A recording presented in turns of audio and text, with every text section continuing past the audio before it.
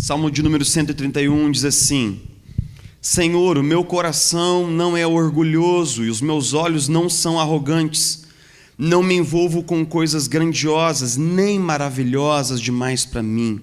De fato, acalmei e tranquilizei a minha alma. Sou como uma criança recém-amamentada por sua mãe. A minha alma é como essa criança. Ponha sua esperança no Senhor, ó Israel, desde agora e para sempre. Vamos orar? Vamos orar juntos? Senhor Jesus, nós queremos te agradecer pela tua presença bondosa na nossa comunidade, na nossa vida, na nossa família. E nós pedimos que a tua graça maravilhosa, o teu Espírito, Senhor das Escrituras, que inspirou as Sagradas Escrituras, que o mesmo possa agora aplicá-lo aos nossos corações. Nós temos confiança em você, Espírito Santo, no seu poder, na sua palavra, no seu amor, no seu trabalhar na nossa alma, e que apesar de mim, nós todos possamos ouvir juntos a exposição da Sagrada Escritura. Nós oramos assim, Senhor, com humildade e com sinceridade no coração, no nome de Jesus. Amém.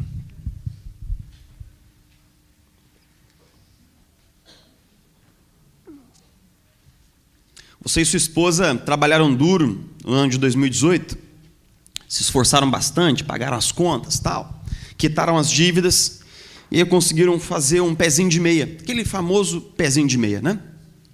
Aí você pensando assim, rapaz, aquele pezinho de meia está parado lá na conta, o que a gente vai fazer com ele e tal? Aí você decidiu marcar um encontro com um consultor, um especialista em investimento de dinheiro. Aí você com sua esposa se sentaram, explicaram, né, o dinheiro que vocês têm, quanto entra, quanto sai e tal. O consultor ouviu bastante atentamente e aí ele começou a explicar muito detalhadamente, muito tecnicamente como seria investido o dinheiro e tal, o que seria feito, piriri, pororó. E aí, depois dele explicar tudo aquilo, você com a sua esposa falaram para ele aquela pergunta fatídica, né? Mas e aí?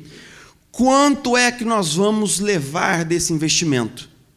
E aí o consultor respondeu muito confiante: 0.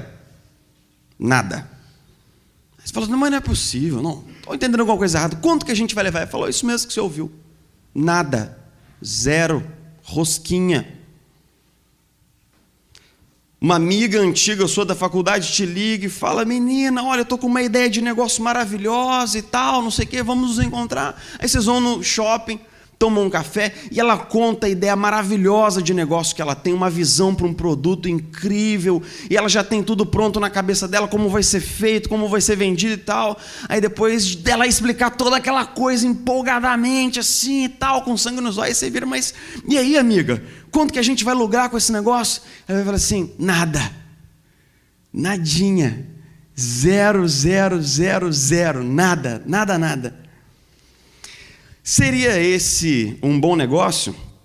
Seria esse daí um negócio inteligente? Seria um investimento de capital inteligente? Um negócio no qual você aplica dinheiro, trabalha, se esforça e não leva nada? Lembre-se que um dia Jesus foi dar uma aula de finanças para os seus discípulos e disse assim, não acumulem para vocês tesouros, nem ouro, nem riqueza nesse mundo onde a ferrugem corrói, onde o ladrão rouba, onde a traça leva embora. Mas ajuntem riqueza para vocês aonde o ladrão não rouba, aonde a inflação não come, aonde os juros não corrói. Saibam que o lugar em que vocês mais desejam estar é perto do seu tesouro e é lá que acabarão indo parar. A crítica de Jesus a respeito da busca das riquezas não é que as riquezas são ruins e são más, mas que nenhuma riqueza temporal, sejam posses, sejam bens, seja dinheiro, nada disso dura. Nada disso dura e, num certo sentido, Jesus estava 100% certo. Eu quero dizer uma coisa interessante que eu li num livro do Randy Alcorn, dizendo o seguinte, todos nós um dia vamos ficar com a conta rapada. Todos nós um dia vamos perder tudo e vamos falir 100%. Ou porque as suas riquezas te deixarão, ou porque você deixará as suas riquezas. Não tem erro, essa conta nunca erra. Ou as suas riquezas te deixarão um dia, e você vai ficar zerado em vida, ou você deixará suas riquezas e ficará zerado em morte. A crítica de Jesus a respeito das riquezas materiais não é que talvez elas se percam, é que elas sempre se perdem, 100% das vezes, não tem erro, não tem errada, é sempre assim. Logo, não se trata de se vamos perder os nossos bens, mas de quando nós vamos perder os nossos bens. Um dia todos nós quebramos, um dia todos nós perdemos tudo, um dia todos nós sempre falimos, ou porque os nossos bens se vão, ou porque nós nos vamos. Esse é o primeiro passo, o primeiro degrau na escada da subida da reflexão cristã sobre o dinheiro. A primeira coisa que a Bíblia nos fala é que quando nós nos agarramos terminantemente às nossas posses, o dinheiro se torna um ídolo para nós, mas que no final das contas ele não tem as respostas que nós precisamos, talvez para o principal problema do homem, que é a condição da temporalidade, da mortalidade. É por isso que Jesus termina esse texto, essa breve consultoria, com uma citação muito breve, mas poderosa, dizendo assim: aonde estiver o seu tesouro, aí também estará o seu coração. Aonde está o nosso tesouro, aí estará o nosso coração. O nosso tesouro é aquilo que nós realmente valorizamos, é aquilo que nós realmente prezamos, e o nosso tesouro vai acabar se apossando do nosso coração e moldando a nossa vida. É fato que muitas vezes quando a gente lê esse texto no corpo ali do Sermão do Monte, a gente imagina que Jesus está falando sobre valores da vida, sobre valores que nós devemos cultivar, mas o fato é que ele está falando mesmo sobre dinheiro. Muitos estranham, né? Jesus falando sobre dinheiro no Sermão do Monte, mas o fato é que se nós pegarmos todas as falas de Jesus dos evangelhos, no material distribuído nos evangelhos, nós vamos descobrir que 15% de todo o ensino de Jesus é dedicado às questões de dinheiro, bens e posses. 15% de tudo que Jesus fala tem relação com dinheiro. Se você pegar tudo que Jesus ensinou sobre céu e inferno e somar, não dá 15% do material de ensino de Jesus. Jesus gastou muito tempo ensinando seus discípulos a relacionar a sua fé ao seu dinheiro. Porque muitos de nós temos a tendência, e isso é histórico, a criar compartimentos da vida. Compartimentos em que, por exemplo, as pessoas às vezes criam compartimentos em que existe a vida religiosa, a vida espiritual, a vida de igreja, seja lá o que nome se dá isso daí. E, por exemplo, aquilo que a gente faz no nosso trabalho. Não há uma integração. Mas todas as áreas da nossa vida precisam estar ligadas pelo fio da nossa fé em Jesus Cristo. O nosso trabalho, a criação dos filhos, a nossa sexualidade, também a maneira como a gente encara e usa o nosso dinheiro. A verdade é que o dinheiro, embora não essencial, é um tema muito importante da vida adulta comum, e seria impossível nós sermos cristãos por inteiro se nós não tivéssemos uma reflexão bíblica sobre a importância do dinheiro, dos bens e das posses na vivência cristã. Então é muito importante que a gente traga de novo para a arena pública do debate aqui dentro da comunidade alguns temas, especialmente a maneira como a gente usa o nosso dinheiro. Nós vamos fazer 3 reflexões, a primeira hoje, mais 2, no qual nós vamos conversar sobre 3 pilares da maneira como nós cristãos entendemos a nossa relação com o dinheiro. O primeiro pilar é contentamento, o segundo é fidelidade, o terceiro será generosidade. Hoje nós vamos conversar sobre contentamento, e não há salmo melhor para se conversar sobre contentamento do que o Salmo 131. Por quê? Porque o Salmo 131, ele está dentro de um corpo do saltério, dentro de uma parte do saltério, que são os conhecidos salmos de romagem, ou os cânticos de subida. Esses salmos, eles estão localizados num período tão importante aí da Bíblia, que alguns comentaristas, como o Eugene Peterson, por exemplo, vão dizer que eles são os salmos mais conhecidos e amados do povo hebreu no período antes do silêncio bíblico, quando as tribos subiam para Jerusalém para adorar o Senhor lá. Jerusalém ficava construída como Itamonte, assim, num altiplano, no alto da serra, e havia uma estrada que ia de Jericó, o ponto mais baixo, até Jerusalém, o ponto mais alto. uma estrada que serpenteava durante 20 quilômetros de subida muito íngreme. E os peregrinos se ajuntavam e iam cantando, provavelmente, esses salmos, que eram uma música muito popular naquela época. Dentre os salmos de romagem, que são do 120 até o 134, o Salmo 131 é um salmo maravilhosamente curto, sintético, enxuto, mas preciso, né? Por quê? Porque ele fala sobre contentamento e cada versículo dele puxa um aspecto do contentamento. O primeiro aspecto do contentamento que o salmista puxa está no versículo 1, quando ele faz uma declaração muito sincera, muito franca e muito frontal de humildade pessoal. Ele fala assim: Senhor, o meu coração não é arrogante, os meus olhos não são altivos, os meus olhos não são soberbos, e eu não estou à procura de grandes coisas, de coisas maravilhosas demais para mim. Note que o salmista, ele define a humildade usando termos negativos. Ele está dizendo o que alguém humilde não tem e não faz. Não tem o coração orgulhoso, não tem os olhos altivos, aquilo que Eugene Peterson traduz na mensagem como nariz empinado. Senhor, eu não tenho um nariz empinado. E em terceiro lugar, não está à procura de grandes coisas. É engraçado que a primeira coisa que o salmista nos fala é o seguinte: Senhor, eu estou perfeitamente satisfeito com quem eu sou em você. Senhor, eu estou perfeitamente satisfeito com quem eu sou em você. É engraçado que parece que humildade não tem muito a ver com dinheiro. Parece que humildade não tem muito a ver com contentamento, mas é justamente aí que nasce a nossa reflexão. Por quê? Porque a nossa relação com o nosso dinheiro começa antes da posse do próprio dinheiro.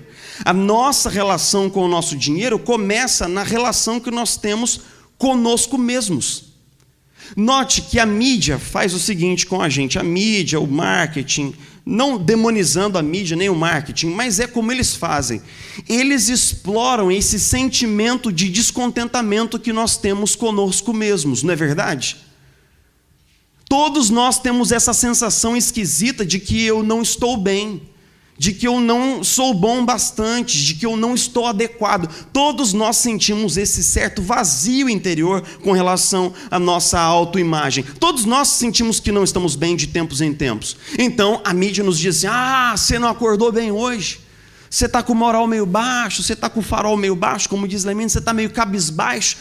É só você ir para o shopping, comprar o último celular da moda, a última roupa da moda, o último sapato, que você vai se sentir melhor. Antigamente as pessoas, quando estavam um pouco deprimidas, elas iam aonde? Aliás, bem antigamente. Onde que as pessoas iam quando elas estavam um pouco deprimidas, entristecidas?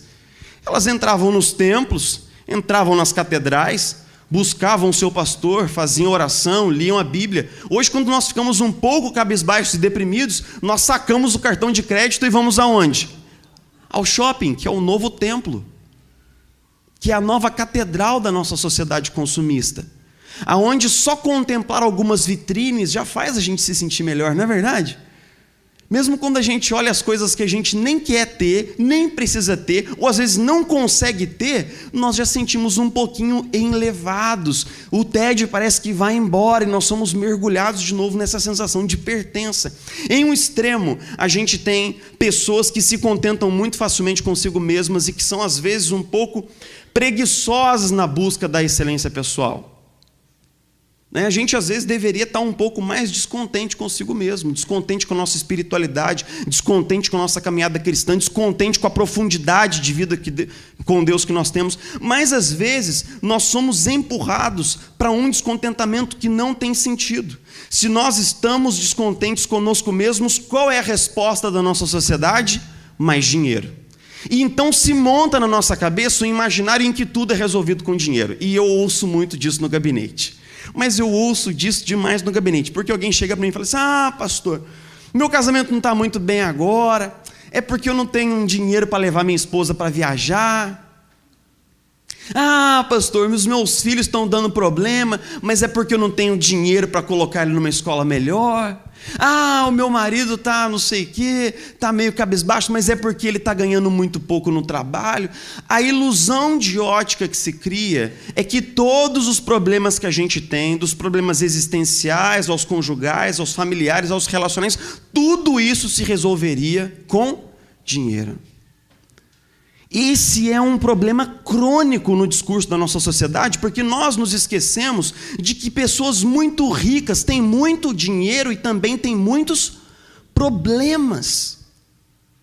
Nós nos esquecemos de que a taxa de suicídio nos países com maior IDH do mundo são altíssimas, inclusive se comparados aos países que estão na região mais pobre da janela 1040. Nós nos esquecemos de aquilo que os fatos estão nos dizendo há 5 décadas, de que o mundo pós-industrializado gerou uma obsessão por mais que não tem fim, que não acaba, mas que não resolve o vazio humano. Nós sempre pensamos assim: ser rico é chegar lá. Ser rico é chegar lá. O que nunca ninguém nos diz é aquilo que o provérbio registrou quando escreveu: 2 filhas têm a sanguessuga. Dá, gritam elas. Há 3 coisas que nunca estão satisfeitas, 4 que nunca dizem é o bastante: o Sheol, o ventre estéril, a terra cuja sede nunca se aplaca e o fogo que nunca diz é o bastante. O que o autor de Provérbios está nos dizendo? Está nos dizendo que existem coisas na nossa alma que são como uma sanguessuga. Elas nunca se fartam. Você já viu alguém dizer para você assim: ah, cara, eu faço X de dinheiro por mês e, nossa, está muito bom. Você já ouviu isso na nossa sociedade nos últimos anos? Eu falo assim: ah, eu ganho X, mas nossa, está muito bom, estou muito satisfeito. Você queria ganhar mais? Eu ganhar mais? De jeito nenhum, está muito bom o que eu ganho. Você já ouviu isso?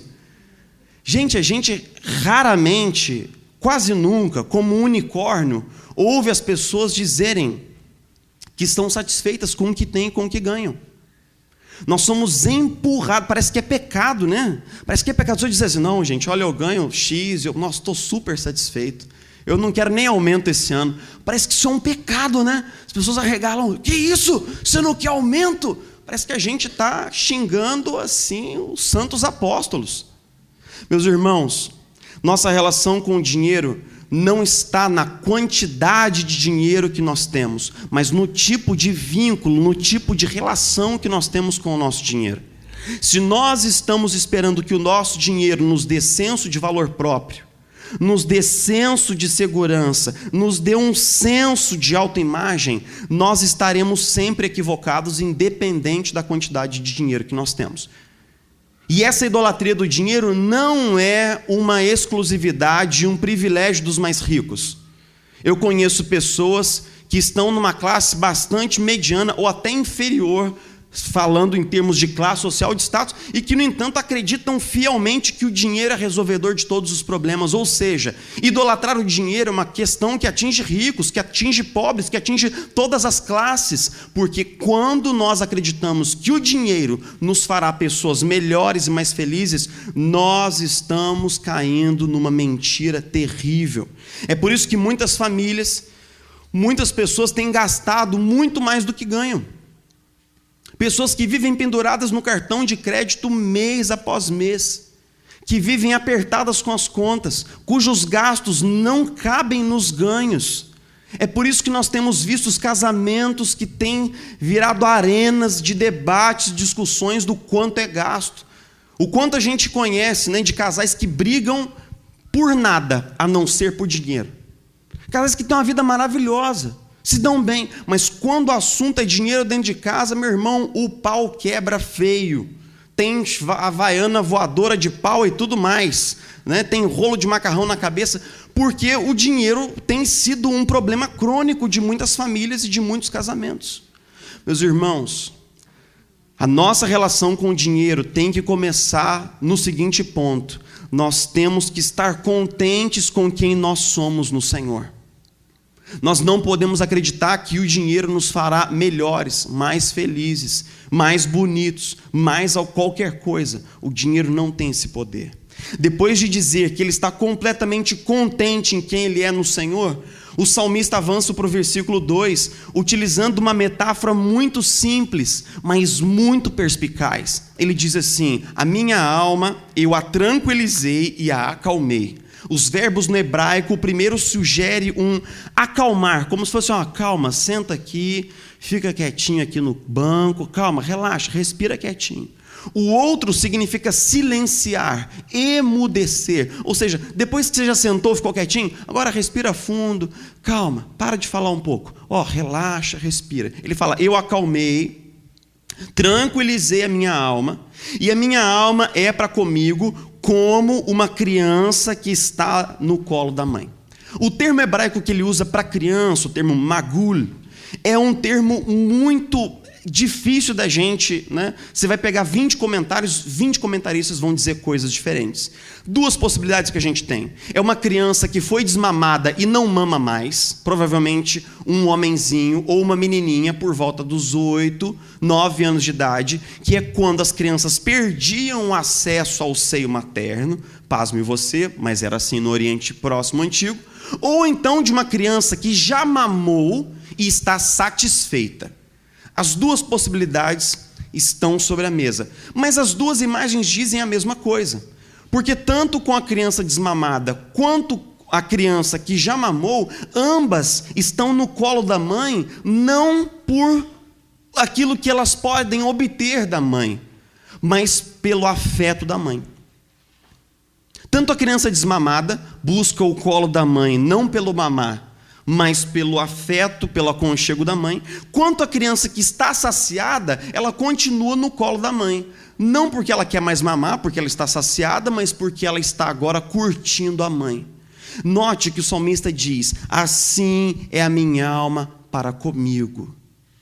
Note que o comentarista Van Gemeren, ele comenta esse trecho dizendo assim: o aspecto essencial dessa metáfora é o da satisfação.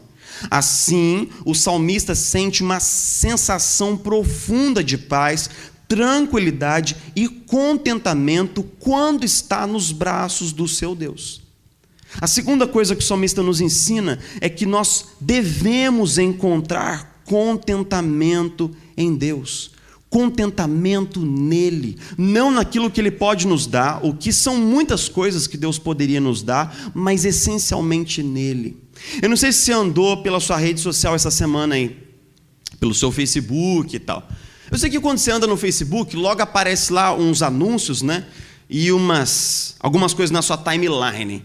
Quem já viu aqui um negócio mais ou menos assim: fulano de tal aprende como ficar milionário como investimentos? Levanta a sua mão, só para saber quem já leu esse trem aqui. Isso. E ele diz: como ficar rico em menos de um ano? Quem já viu esse troço aqui no Facebook? Né? Agora tem aquele programa engraçado do Luciano Huck, que é um remake, né? Qual é o nome do programa? Quem quer ser um milionário? Gente, qual que é a resposta por trás dessa pergunta retórica? A pergunta diz o seguinte: quem quer ser um milionário? A pergunta pressupõe que todo mundo vai levantar a mão e dizer sim. Que todo mundo quer ser milionário. Olha que doideira isso. A nossa sociedade cria um jogo de quem quer ser o milionário partindo do pressuposto da ambição desmedida das pessoas. O que está pressuposto por trás do jogo é que todos nós queremos ser milionários, que todos nós somos pessoas altamente ambiciosas, que queremos mais dinheiro, talvez, do que nós possamos gastar em vida. Não é à toa que Pink Floyd escreveu naquela música Money uma letra, um refrão dizendo assim: dinheiro, vá em frente e arrume o emprego com o maior pagamento e você estará bem. Agarra esse dinheiro com ambas as mãos e faça uma grande reserva. Do tipo assim, cara, se você ganhar dinheiro vai estar tudo certo, brother. Se você tiver rios de dinheiro, se você tiver com a conta gorda, se você estiver ganhando muito, se você tiver com um paycheck alto, mano, vai estar tudo bem, a vida vai acontecer, porque dinheiro resolve tudo. Dinheiro é tudo. É uma época que nós vivemos marcada por uma ambição desmedida. As pessoas se sentem vazias e acreditam que a forma de lidar com o seu vazio é ganhando mais dinheiro, subindo mais o padrão de vida, aumentando o status, aumentando os gastos. O resultado nós conhecemos, é a perda da paz. É a perda da paz. Eu estava conversando, né, algum dia, e aí, falando sobre aqueles papos, né, que a gente de vez em quando tem, de vez em sempre, sobre corrupção e roubo de dinheiro no nosso país. Aí um camarada que estava na roda falou assim: mas rapaz, eu não entendo esse povo de Brasília. Eu não entendo esse pessoal do Brasília. Os caras ganham 40 mil, velho, por mês, só de salário. Aí tem o Vale Gasolina, tem o Vale Refeição, o Vale Terno, tem o Vale Maquiagem, tem o Vale não sei o quê, tem o Vale Night, tem o Vale Tudo. Os caras, sei lá, ganham 100 mil no mês. É tanto dinheiro que a gente nem tem tempo para gastar, hipoteticamente. Mas eles vão lá e metem a mão no cofre público. Como é que pode isso? Aí eu falei assim: cara, deixa eu te falar uma coisa. Essa gente nunca está satisfeita. Se eles ganharem 100 mil e roubarem 1 milhão, eles vão querer outro milhão. E outro milhão. E isso não tem fim. Porque é pecado estar satisfeito na nossa sociedade. É pecado.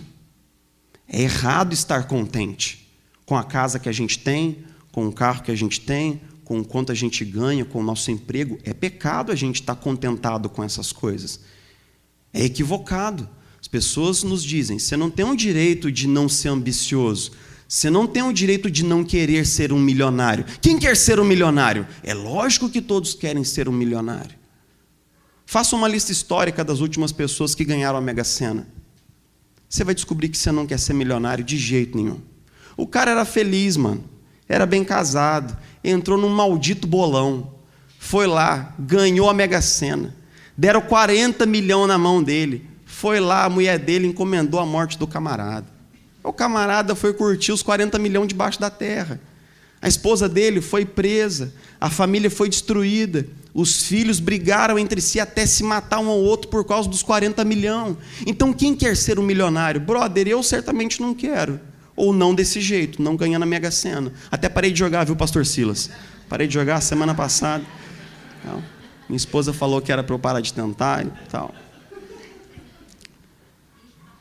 Paulo, escrevendo a Timóteo, aconselhou o seguinte: de fato, a piedade com contentamento é grande fonte de lucro, pois nada trouxemos para esse mundo e dele nada podemos levar. Por isso, tendo o que comer e com o que nos vestir, estejamos com isso satisfeitos. Os que querem ficar ricos caem em tentação, em armadilhas e em muitos desejos descontrolados e nocivos, que levam os homens a mergulharem na ruína e na destruição, pois o amor ao dinheiro é a raiz de todos os males. Algumas pessoas, por cobiçarem o dinheiro, desviaram-se da fé e se atormentaram com muitos sofrimentos.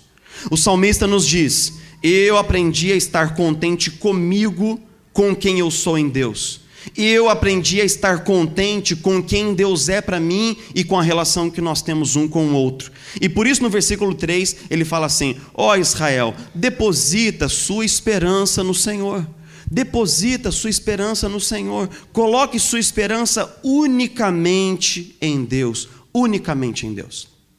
Quando a gente fez uma série tocando na questão do dinheiro aqui alguns anos atrás, eu falei que quando a gente ouve essa história de que dinheiro não traz felicidade, a gente fica incomodado, né? O Jim Carrey veio a público há uns 2 anos atrás para dizer assim que ele queria, sonhava que todas as pessoas fossem ricas como ele é rico, para que eles soubessem aquilo que ele sabe, que dinheiro não traz felicidade. Aí eu sentei no meu computador, altas horas da madrugada, escrevi um e-mail pro Jim Carrey dizendo o seguinte: cara, vamos resolver isso daí, brother. É fácil. Já mandei minha conta para ele, meu CPF, você transfere a grana para mim, e aí a gente, eu vou ter uma oportunidade de descobrir isso. Ou seja, por mais que a gente ouça que dinheiro não traz felicidade, lá no fundo, tem uma vozinha que questiona. Fala assim: ah, rapaz, mas é melhor ser infeliz em Paris do que em São Gonçalo. Né? Eu vou estar infeliz, mas eu vou estar infeliz às margens do Rio Sena, né? Tomando um vinho francês e tal, comendo uma baguete, né? Ou seja, a gente realmente desconfia da premissa de que dinheiro não traz felicidade. Eu vou encerrar essa reflexão com algumas ideias. Primeira coisa, não vamos tentar reproduzir aqui do púlpito um discurso alienado de que dinheiro não é importante. Eu em nenhum momento disse, dinheiro não é importante. Dinheiro é importante. Mas dinheiro não deveria ser essencial. Você entende? Essencial, aquela coisa que está na essência, central, fulcral, isso não poderia ser. Mas o dinheiro paga as nossas contas. O dinheiro permite que a gente possa ter um plano de saúde aqui no caos que está o nosso estado. O dinheiro ajuda a gente a pagar o seguro do carro para a gente entrar no restaurante, pelo menos, e não ter que sentar perto da porta do restaurante para ficar comendo olhando para o carro, né? O dinheiro, de fato, ele tem uma funcionalidade. Mas o problema é que muitos de nós estão mordendo a isca de que o dinheiro resolverá os problemas. Se eu for rico, eu serei alguém. E isso é idolatria. Quando nós esperamos de algo ou alguém aquilo que só Deus pode nos dar, que é realização, sentido, paz, alegria, nós estamos incorrendo no pecado sutil da idolatria. Nós estamos colocando algo no lugar de Deus. E o próprio Senhor Jesus nos ensinou o seguinte: nós não podemos servir dois senhores. Não é isso que Jesus diz claramente, palavra por palavra, no Sermão do Monte. Não é possível servir e amar a Deus e também servir e amar as riquezas. Para mim foi muito libertador quando eu descobri, num insight daqueles que a gente precisa ter na vida, que o meu dinheiro não cuida de mim. Eu venho de uma família que passou muitas caristias, né? Eu me lembro, esses dias eu levei minha esposa para conhecer a casa que eu morei na cidade de Cruzeiro, ali no oeste de São Paulo. E o meu pai, ele era e é até hoje músico. E músico é aquela coisa, né? Ele era músico de noite de barzinho, então um dia tinha muito, um dia não tinha nada, né? Mas não tinha aquela gestão para cobrir as vacas pobres, né? As vacas magras. Então a gente passava tempos, às vezes, de muito aperto. Nunca passamos fome, graças a Deus. Mas assim, de passar bastante aperto. Às vezes de ficar com o aluguel atrasado, aquele constrangimento e tal, né? É o tempo que saiu lá os primeiros videogames, o Phantom System, né? Quem já está mais caminhado aí na vida lembra, né, Daniel? Né? O Atari, esses videogames aí mesozoicos, né? E os coleguinhas tinham, a gente não tinha. Quando saiu o roller, aquele patins inline, os coleguinhas tinham da rua, a gente demorou a ter. Todas aquelas coisas que a gente da infância lembra, né? Agora, é engraçado que eu comecei a alimentar na minha cabeça um pensamento assim, quando eu comecei a trabalhar no meu primeiro emprego. Se eu ganhar dinheiro, tudo vai ficar bem. Se eu for bem remunerado, fizer uma poupança, não gastar muito e tal, tudo vai ficar bem. Até o dia em que Deus falou comigo: quem cuida do seu dinheiro, quem cuida de você não é o seu dinheiro. Eu cuido de você, através do dinheiro que eu coloco na sua mão. Mas eu posso cuidar de você sem dinheiro também. E aí Deus me lembrou dos tempos mais penuriosos da vida, quando a grana não tinha, mas nada faltava. Quando a grana realmente não tinha, mas nada faltava. Eu fui para Jocum, fiz um curso de 6 meses. Minha família ficou 4 meses sem colocar R$1 na minha conta. Não faltou sabonete para o banho, não faltou pasta de dente, não faltou nada. Deus cuidou de tudo. E quando faltou o dinheiro para o prático, uma pessoa veio e deu uma oferta que era exatamente a quantidade que eu precisava para viajar. Meus irmãos, Deus pode ou não usar o dinheiro para cuidar de nós, mas no dia em que nós invertermos isso e acharmos que o nosso dinheiro cuida de nós, a gente vai estar mordendo um anzol muito, muito, muito, muito dolorido. Eu quero contar uma última história, dizendo o seguinte: como é que a gente pode aplicar essas 3 coisas que a gente comentou aqui hoje? Estar satisfeito com quem nós somos em Deus, estar satisfeito, encontrar contentamento em nossa relação com Deus, depositar a nossa esperança em Deus. Tem uma história de que certa vez um Um homem de negócios estava caminhando apressadamente na direção da cidade. Ele tinha um encontro de negócios, ele era um judeu do primeiro século da era cristã, com a sua túnica debaixo do sol, suando a passos largos, com um cajado na mão. Ele estava caminhando pela estrada, quando olhou para o sol, e pela posição do sol, ele descobriu que ele já estava muitíssimo atrasado na sua rota. Então ele teve uma ideia inteligente, ele falou assim, vou rasgar aqui por dentro desse campo, porque se eu rasgo por esse campo, eu pego um atalho e chego mais cedo lá. Então ele entrou pelo campo. Essa era uma cortesia que era dada aos viajantes pelos possuidores de terras. Ele estava caminhando assim pelo campo, confiante e tal, quando em certo momento ele bateu o seu cajado num lugar que fez um barulho diferente. Tuc. Aí ele parou a caminhada. Falou, que barulho diferente. Foi lá, bateu o cajado de novo. Tuc, tuc. Aí ele bateu de novo. Tuc, tuc. Falou, rapaz, tem alguma coisa aqui. E ele começou a fuçar assim no chão e tal. Quando viu, ele descobriu uma tampa de madeira. Ele cavou mais um pouco e descobriu que era uma grande tampa de madeira. Ele descobriu uma alça. E quando ele puxou a alça, o que ele descobriu? Aquilo era um baú que continha uma riqueza exorbitante. Ouro, prata, joias, pedras, moeda de diversos tipos, moedas de diversos metais. Ele ficou assombrado com aquilo, aterrorizado, olhou para os dois lados, vê se tinha alguém olhando, e ele, mas o que esse tesouro está fazendo aqui? Será que o dono, com certeza o dono desse campo não sabe desse tesouro? E agora, como é que eu vou fazer tal? Ele tampou, colocou terra de novo por cima. Ele sabia que se ele tirasse o tesouro naquele momento, aquilo configurava roubo, porque o dono legal daquele tesouro era o dono da terra, embora ele não soubesse que existisse um tesouro ali. Então ele saiu dali, foi para a reunião de negócio, mas montando um plano na cabeça. Chegou em casa, pegou um rolo e começou um pergaminho, começou a rabiscar números e fazer contas e tirar conta e pôr número e tirar número. E ele descobriu que se ele vendesse tudo que ele tinha, até o último pardal na gaiola, ele teria dinheiro suficiente para fazer uma oferta naquele campo. E foi o que ele fez. Ele vendeu suas terras, seu gado, ele vendeu tudo que tinha, a última túnica, ajuntou todo o dinheiro, foi até o dono daquela propriedade, fez uma oferta. A família achou que ele estava ficando louco, a família achou que ele tinha perdido a razão, mas ele estava cheio de alegria. Jesus conta essa história em Mateus 13, 44, dizendo assim: o reino dos céus é como um tesouro escondido num campo. Certo homem, tendo-o encontrado, escondeu-o de novo, e então, cheio de alegria, foi, vendeu tudo o que tinha e comprou aquele campo.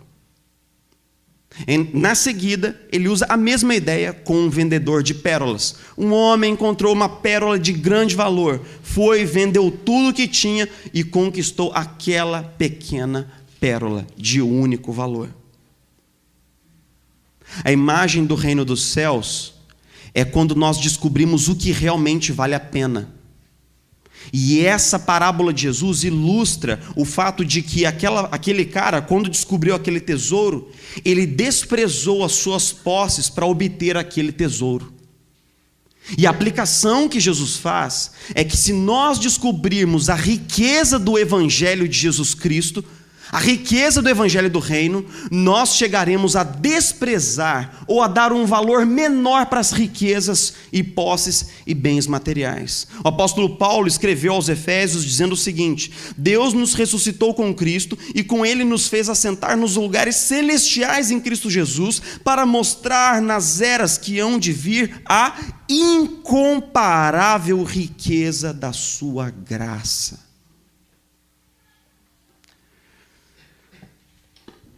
Esses dias eu estava assistindo televisão e eu vi lá, na casa da minha sogra, o Luciano Huck falando assim: estamos aqui com o nosso programa, tal, né?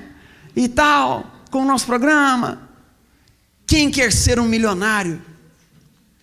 Eu pensei comigo, eu já sou um milionário.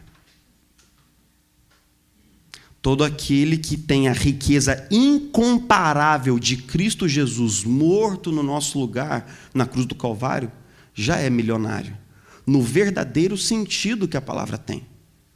Porque esse milhão que o Luciano Huck dá, uma hora ou o sujeito o perde, ou o sujeito morre.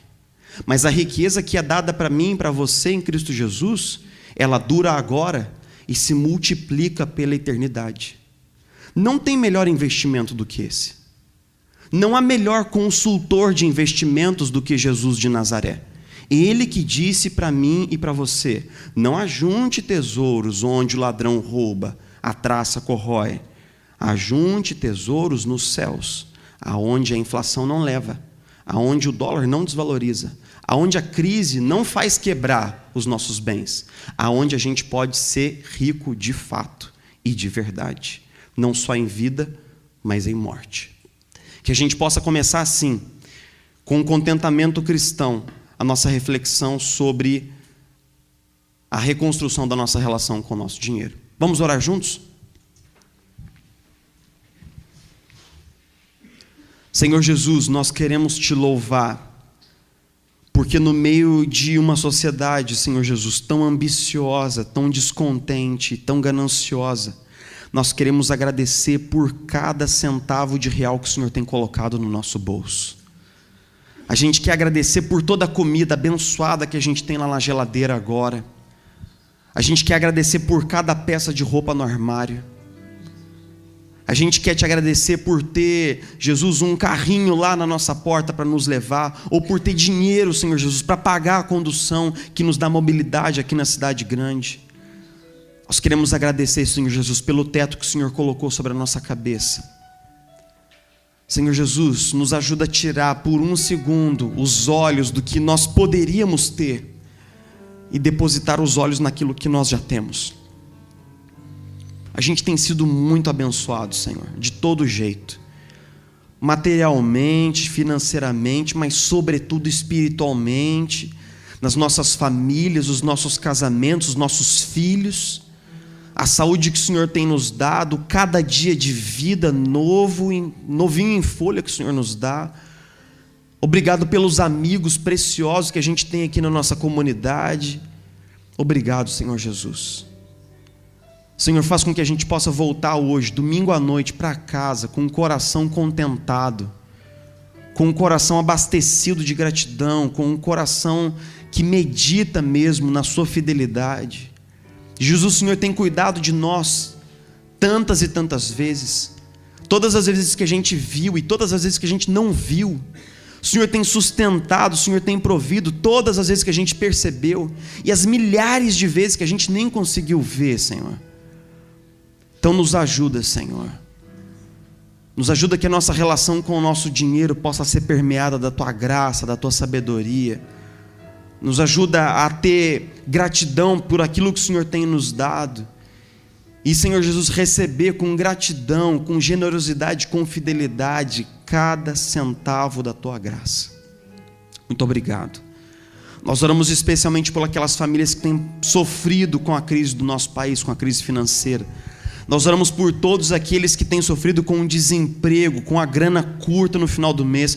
Nós oramos pedindo que não falte provisão, que não falte bondade, nem generosidade na nossa igreja, para que esses irmãos sejam supridos, abastecidos, cuidados e amados. Nos dá um olhar especial para isso, Jesus. Nos dá um coração generoso no nome de Jesus. E que nós possamos, Senhor Jesus, viver intensamente sob o senhorio de Jesus Cristo, nosso verdadeiro tesouro, nossa verdadeira riqueza. Ele que é o amado da nossa alma, Ele que é a pedra preciosa, a pérola desejada da nossa vida, Ele que é o tesouro que nos foi dado pela graça. Nós oramos assim, em nome de Jesus. Amém.